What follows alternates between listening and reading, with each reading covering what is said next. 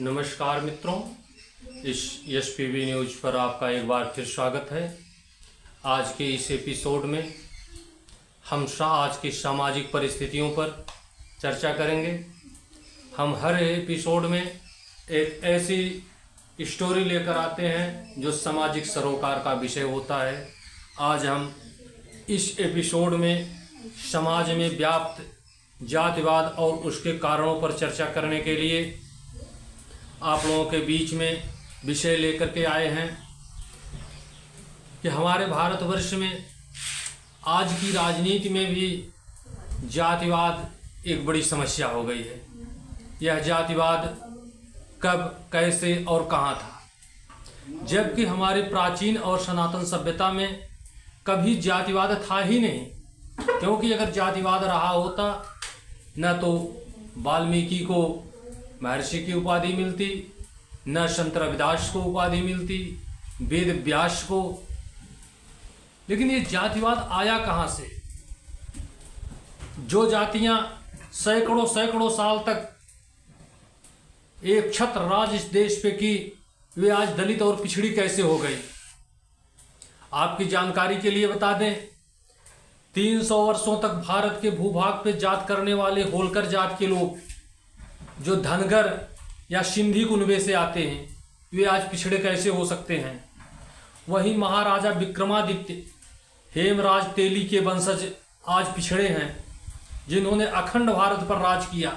भारत में इनकी गौरवमयी इतिहास की गाथाएं हैं जो हम लोगों को प्रेरणा देती हैं, आत्मसम्मान का अनुभव कराती हैं। लेकिन आज उनको पिछड़ा किया जा रहा है। वह मौर्य साम्राज्य आज पिछड़ा और दलित है, जिनके वंशजों ने पीढ़ियों तक बंगाल की खाड़ी से लेकर के पारसिया की सीमा तक अखंड भारत पर राज किया। आज उनको पिछड़ा होने में गर्व महसूस हो रहा है। महापद्मानंद और घनानंद का वंशज नाई समुदाय आज पिछड़ा है, जो भारत में सबसे शक्तिशाली राजा हुआ करते थे। हिंदुओं में सबसे पवित्र ग्रंथ रामायण के रचयिता महर्षि वाल्मीकि के वंशज आज अछूत कैसे हो सकते हैं? यह विचार करने वाला विषय है। महर्षि वेद व्यास की माता व निषाद समुदाय से आने वाली रानी सत्यवती के वंशज भी आज के पिछड़े हैं, जिनके बच्चे हस्तिनापुर पर राज करने वाले कौरव और पांडव अखंड भारत के सबसे महान योद्धा और चक्रवर्ती सम्राट थे। वे भी आज पिछड़े हैं। उस आदिवासी कन्या शकुंतला का समुदाय भी आज अनुसूचित जनजाति में काउंट होता है, जिनके पुत्र भरत के नाम पर इस देश का नाम भारत पड़ा है।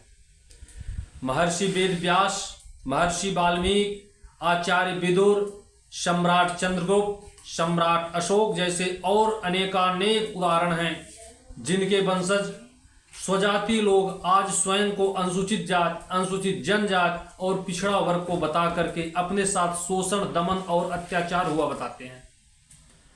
अब सवाल उठता है कि क्या इतने लंबे समय तक राज करने वाले इन वर्गों के राजाओं ने अपनी ही जात बिरादरी वालों का स्वयं ही अत्याचार किया या होने दिया, या उनको पढ़ने बढ़ने नहीं दिया? उन्हें हजारों वर्षों से अनपढ़, गंवार और शोषित बना करके रखा। क्या यह संभव है? भगवान कृष्ण के वंशज होने का दावा करने वाले आज भी बड़ी बड़ी जमीन जायदाद, खेती किसानी करने वाले लोग, हर तरह से संपन्न यदुवंशी अंततः पिछड़े कैसे हो सकते हैं? मध्यकाल में बहराइच से नेपाल तक बड़े भूभाग पर राज करने वाले पासी आखिर दलित हो गए। मध्यकाल में प्रसिद्ध पालवंशी राजाओं के वंशज कैसे पिछड़े हो गए? इतिहास में चंवर वंशी राजाओं का जिक्र है, जो आज दलित कहे जाते हैं। गौर, गुर्जर, मीणा, जाट, बर्मा, गोड़ आदि वर्ग के राजा सब बड़े लंबे समय तक शासक रहे। देश के इतिहास में इनकी छाप है। इनके गौरवमयी इतिहास से देश गौरवान्वित होता है। लेकिन ऐसा क्या हुआ कि मुगल आक्रांताओं के शासनकाल व उसके बाद अंग्रेजी शासनकाल की गुलामी के बाद ये सारे वर्ग विभाजित होकर वंचित, शोषित और पीड़ित कहलाने लगे? क्या किसी ने यह विचार किया कि कहीं विदेशी आक्रांताओं ने ही हिंदू सनातन समाज को फूट डालने के लिए ये अंकुरण तो पैदा नहीं किया।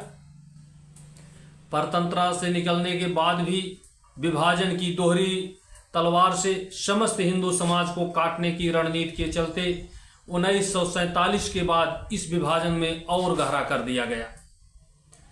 अन्यथा यह कैसे संभव है कि तुम लंबे समय तक राज करो और विदेशी नक्श के फैलाए जाल में फंसकर विक्टिम भी बन जाओ, और राजा बनने के बाद भी क्या आपके स्वजाति राजा अपनी जाति बिरादरी के साथ ऐसा ही करते रहे हैं? वो अनपढ़, गंवार, मूर्ख, पिछड़ा, दवा, कुचला ही बनाते रहे हैं। सैकड़ों वर्षों तक अखंड भारत पर राज करने के बाद भी तुम अपनी जाति का उद्धार नहीं कर सके, तो इसमें दोष ब्राह्मण या हिंदू धर्मशास्त्रियों को क्यों देते हैं? एक बार स्वयं में झांक करके जरा देखिए, ये इतनी चीजें आई कहां से? अगर हमारे यहां सनातन धर्म में पहले से जाति व्यवस्था रही होती तो वो चक्रवर्ती सम्राट दशरथ, जिनके जाने पर इंद्र भी आधा सिंहासन खाली कर देते, उनके पुत्र और निषाद एक ही गुरुकुल में एक ही स्थान पर रह के पढ़ाई किए थे। आज का कोई राजनेता हो, उनके बच्चों के साथ हमारे बच्चे तो फोटो सेल्फी भी नहीं ले सकते हैं। एक साथ रहने की बात तो छोड़ दीजिए। अगर जातिवाद रहा होता तो वेदों के रचयिता वेद व्यास इतने महान नहीं होते। आइए हम आपको इस विक्टिम को समझाने का प्रयास करते हैं। हमारे यहां जो जाति व्यवस्था तो थी ही नहीं, वर्ण व्यवस्था थी। भगवान श्री कृष्ण ने भी गीता के उपदेश देते हुए स्वयं अपने मुखार बिंदु से कहा है, चतुष्वर्णे मम विभाजे गुण कर्म च धर्मस्य। यानी कि लोगों की जातीय वर्णों का विभाजन उनके जन्म से नहीं, गुण और कार्य से होता था। यह व्यवस्था जाति व्यवस्था में बदली, लेकिन वहां भी कोई ऐसी छुआछूत जैसी व्यवस्था नहीं थी जैसा कि आज भ्रम फैलाया गया। अगर छुआछूत की व्यवस्था रही होती तो भगवान राम माता शबरी के यहां जूठा बैर नहीं खाने जाते। दबे कुचले और वंचित सुग्रीव से राम दोस्ती नहीं करते। बाली तो राजा था, सारे बानर उसके साथ जाते, उससे दोस्ती करते। मित्रों, वर्तमान समाज में भी हमारे यहां जो भी व्यवस्थाएं प्रचलित थी, अगर जाति व्यवस्था छुआछूत होता तो जरा विचार करिए। जब बालक पैदा होता था तो सबसे पहले उसके मुख में अंगुली डालने तक का अधिकार किसी को था? वो दलित समाज से आने वाले माताओं का था।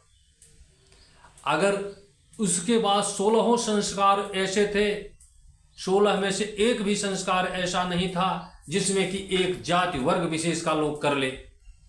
ये हमारे सनातन परंपरा की खूबी थी कि बिना सबको मिले एक भी संस्कार, एक भी कर्मकांड पूरे नहीं होते थे। सारी जातियों का ऐसा सामंजस्य था कि वे एक दूसरे पर निर्भर थे, आपस में प्रेम था, भाईचारा था और सबका रोजगार भी चल रहा था, शांति थी, सुकून था। उदाहरण के लिए, अगर किसी के यहां शादी पड़ती है तो जब तक बढ़ई, सुग्गा और हर्ष लेकर पिढ़ई लेके नहीं जाएगा तब तक शादी नहीं हो सकती है। जब तक भूंज समाज का व्यक्ति लावा धान का परछने के लिए लेके नहीं जाएगा, लावा नहीं परछा जा सकता। धैकार समाज के लोग जब तक सूप डलिया नहीं लेकर जाएंगे तब तक शादी संपन्न नहीं होगा। नाइन जब तक महावर नहीं लगाएगी, वर या कन्या किसी का भी कार्यक्रम संपन्न, कोई भी कार्यक्रम, मांगलिक कार्यक्रम संपन्न नहीं होगा। कहाइन जब तक कलश में पानी नहीं देगी तब तक कोई भी संस्कार पूरा नहीं हो सकता था। नाव अथवा नाव जब तक पंडित जी को ये इजाजत नहीं देते कि सारे कर्मठ संपन्न हो गए, मंत्रोच्चारण करिए, तब तक पंडित जी मंत्रोच्चारण नहीं कर सकते थे। इसमें सारी जातियों की व्यवस्था एक दूसरे के पूरक के रूप में थी। वो चाहे पंडित जी के यहाँ कार्यक्रम हो, चाहे ठाकुर साहब के यहाँ हो, चाहे नाई के यहाँ हो, चाहे कहार के यहाँ हो, मल्लाह के यहाँ हो, लोहार के यहाँ हो, सबके यहाँ एक दूसरे की आवश्यकता पड़ती थी और सब एक दूसरे से पूरित होते थे। सब अपने अपने व्यवसाय को करते थे, सुखी थे, संपन्न थे। लेकिन मुगल आक्रमण के बाद, अंग्रेजों की गुलामी के बाद, जब तक इन लोगों ने सोचा जब तक वहां की संस्कृति सभ्यता को नष्ट नहीं किया जाएगा, आपस में इनको विखंडित नहीं किया जाएगा, तब तक उन पर राज नहीं किया जा सकता। ये हमारी सनातन व्यवस्था इतनी प्रबल थी। एक गलत नैरेटिव फैलाया गया, लोगों को आपस में लड़ाया गया, छुआछूत की गलत स्टोरी गढ़ करके सामने आई और ऐसे वैचारिक रूप से उनके मन में बैठा दिया गया कि आपस में नफरत करते हुए एक दूसरे से दूर हुए। नाई समाज को बता दिया गया कि आप आरक्षण लीजिए, सरकारी नौकरी करिए, इस कर में कोई लाभ नहीं है। नाई महोदय खुश हुए, आरक्षण की मांग किए, बच्चे को पढ़ने भेज दिए 20 साल शहर में, और जब लौट कर आए देखे तो अब सैलून का काम भी मुसलमान समाज के लोग कर लिए, तुर्किया नाव हो गए। आज भी देखिए हर शहर बाजार गली में सैलूनों को देखेंगे तो 90% उन्हीं का अधिकार है। हिंदुओं के यहां मांगलिक कार्य भी कराने लगे। अगर वो कार्य बुरा था तो ये नैरेटिव फैलाने वाले उस कार्य को क्यों ले लिए? इसी ढंग से लोहार का काम, लोहे का काम, ये सभी लोग कब्जा करते चले गए। जो जो चीजें अभी आज चमड़ा उद्योग देश का नहीं पूरे विश्व का सबसे अधिक टर्नओवर करने वाला, सबसे अधिक आर्थिक लाभ लेने वाला अगर कोई उद्योग है तो चमड़ा उद्योग है। उसमें बता दिए कि तो गंदा कार्य है, इसको नहीं करना चाहिए। अगर वो कार्य गंदे थे, नहीं करना चाहिए, तो इन लोगों ने उसको हथिया क्यों लिया जिन्होंने गलत नैरेटिव चलाया? मित्रों, इसी तरह से एक सोची समझी साजिश और षड्यंत्र के तहत हमको विभाजित करने के लिए, हमें आपस में लड़ाने के लिए ऐसा नैरेटिव चलाया गया।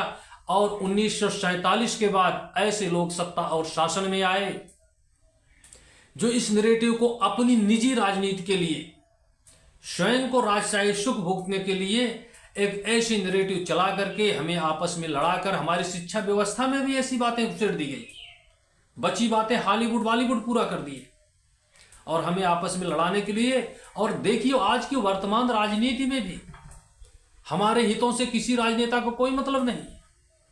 किसी भी ढंग से जाति का कार्ड खेल करके आपस में लड़ाकर विभाजित करके हमारे मतों को लेकर के और सत्ता सुख को भोगें, हमारे धर्म, हमारी संस्कृति, हमारी परंपरा को नष्ट विनष्ट कर दें।